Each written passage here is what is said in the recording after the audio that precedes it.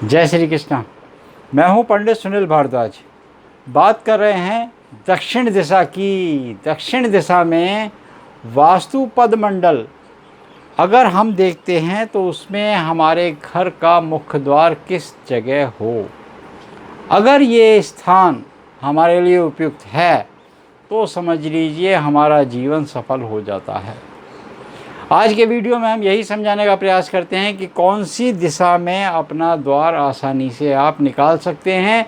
भयभीत होने की आवश्यकता नहीं अगर आपके घर का मुख्य द्वार साउथ में पड़ रहा हो तो।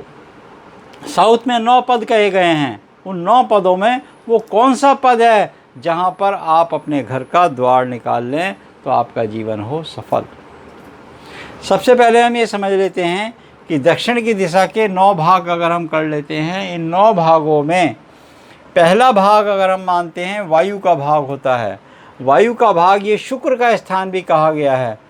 इस स्थान पर वायु के भाग में अगर हमारी एंट्री निकल जाती है तो संतान की कमी होती है। अगर हम साउथ के 9 भाग कर लें, 9 भाग करने में यहाँ पर सूर्य नारायण हुए और ये शुक्र हुए, शुक्र का स्थान कहा गया है। इसका एक्सट्रीम कॉर्नर जो होगा वो वायु कहलाएगा। वायु का अंदर अगर हमारा मुख्य द्वार निकला होगा तो संतान की कमी होती रहेगी। कुछ महिलाओं को मिसकैरेज की प्रॉब्लम जो होती रहती है वो इसी स्थान पर एंट्री निकालने के कारण भी होती रहती है। दूसरा स्थान पूषा का कहा गया है। यहाँ पर व्यक्ति की अगर एंट्री निकली हो तो वो हमेशा बेचारा चाकरी करता रहता है। जैसे नौकरी तो करनी पड़ती है, चाकरी एक शब्द है, चाकरी, किसी की नौकरी चाकरी, तो उसको चाकरी ही करनी पड़ेगी। वो बहुत एफर्ट्स चाहेगा करने की कि मैं जो है कुछ नया काम कर लूँ, अपना काम कर लूँ, इससे बच जाऊँ, मगर उसको बेचारे को जी हजूरी करनी पड़ेगी। तीसरा पद कहा गया है विगत। इसमें नीचता की वृद्धि होती है। व्यक्ति दुष्ट काम में लग जाता है, दुष्ट संगति में लग जाता है, बुरे कामों में फंस जाता है, दूसरी सुविधाओं से अपना धन नहीं जुटा पाता, वो अन्यथा कुछ और करने का प्रयास करता है और वो पाप कर्म से अपना धन उपार्जन करता रहता है। चतुर्थ भाव की बात करते हैं ग्रहयस्त। इसमें क्या होता है, पुत्र वृद्धि होती है। ये अच्छा कहा गया, पुत्रों की बहुत ज़्यादा वृद्धि होती है। 5 संतान, पहले पुराने ज़माने में, अब तो 5 होती नहीं, 2 संतान हो गई, 3 संतान हो गए, तीनों पुत्र हो गए। तो ऐसे व्यक्ति को देखा गया है जिसके घर में 2 पुत्र हैं, 3 पुत्र हैं, पुत्री पुत्र हैं, तो उसके घर का मुख्य द्वार साउथ ईस्ट से नॉर्थ वेस्ट के बीच में तीसरे स्थान पर निकला गया होगा, चौथे स्थान पर निकला गया होगा। तो ये देखा होगा कि अक्सर ऐसे व्यक्ति इस घर के मुख्य द्वार के स्वामी होते हैं। 5वें स्थान की बात करते हैं। 5वां स्थान यम का होता है। ये भयंकरता करता है। यम का स्थान काल का स्थान है। आपके जीवन में ऐसी कष्ट बाधाएं करेगा कि आपको मृत्यु तुल्य कष्ट का सामना करता रहना पड़ेगा। बार बार ये आता रहेगा और मृत्यु तुल्य कष्ट यम स्थान में आता रहेगा। इसके बाद हम करते हैं छठे भाव में। छठा जो हमारा स्थान होता है वो गंधर्व होता है। ये कृतज्ञता होती है।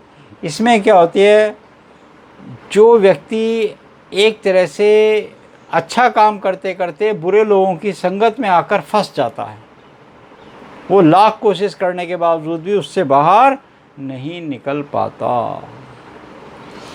इसके बाद 7वां स्थान कहा गया है, इसको कहते हैं भृंगराज। भृंगराज में व्यक्ति बुरी संगत में फंसता है, बुरे लोगों का संग कर लेता है, बुरे लोगों की संगति में आके अपने आप भी रिश्वत लेना, सरकारी काम में फंस जाना, बुराई करना, किसी का धन हड़प लेना, उसका धन वापस न देना, बिजनेस में लोगों को व्यापार में घाटा हो जाना, दूसरे का धन न देना, इस तरीके की समस्याएं उसको इस स्थान में भृंगराज में होती हैं। भृंग में क्या होता है, पुत्र पराक्रम होता है। पुत्र का पराक्रम होता है। एफर्ट्स करने से उसको पुत्र की प्राप्ति भी होती है और पुत्र उसके बहुत ज़्यादा संपन्न हो जाते हैं। ये बहुत अच्छा स्थान कहा गया है। इसके बाद जो है पितृ जो होता है, 9वें स्थान को कहा गया अल्पायु या निर्धनता।